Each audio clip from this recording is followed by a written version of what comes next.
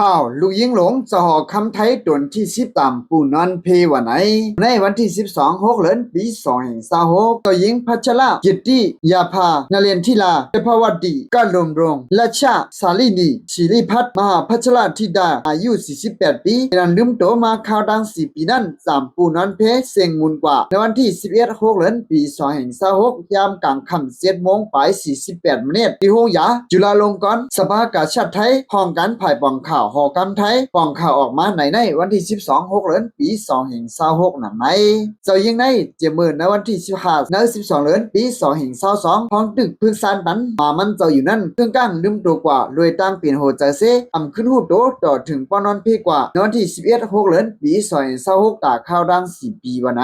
มันเจ้าไล่เข้ายศยาโดที่ห้องยาหลงจุฬาลงกรณ์ไผ่ดังหมอยาใกล้ปืนเผาปันเงาร้ายปลายอยู่ดีเจ้ายิงอันเปลี่ยนตั้งเป็นโคเจอเตียนอำมันเติมยังเขาเนื้อเสียนเดือดรับเติมมันเจ้าอำเหตุการณ์เปลี่ยนเจี๊ยบปีลำไส้ใหญ่เจียมเจ้าในวันไหนเจ้ายิงได้เป็นลูกยิงหลงสมุนเหยาคุณอคำไทยตนที่10แลเจ้านางสมสาวลีเมืองไทยนั่นยาวมันเจ้าเปลี่ยนลานยิงเจ้ามุนเหยาคุณอคำตนที่เก่าเจ้านางหอคำหลงตนที่เก่าอันเป็นออกมันเจ้าก่อจังหาตามปูนั้นเพกว่าจะเมื่อลนทนชิปปีไกปี2025นั่นเว้ยยังไปเลยลุ่มล้าขับตัวออกมันเจ้าลูกก่อนวันไหนเอาค่ะข้อมูลข่าวงาหัวในก็อยู่ที่ข้องเขาผู้ใดเขาออกในไว้นั่นไงคะตำรวจชุดย้อนสู่ปัญหาเจ้านางให้ว่าถึงสุกดีติกะเย็นเตียนอ่ำลู่อ่ำเปลี่ยนนั่นเสกำค่ะ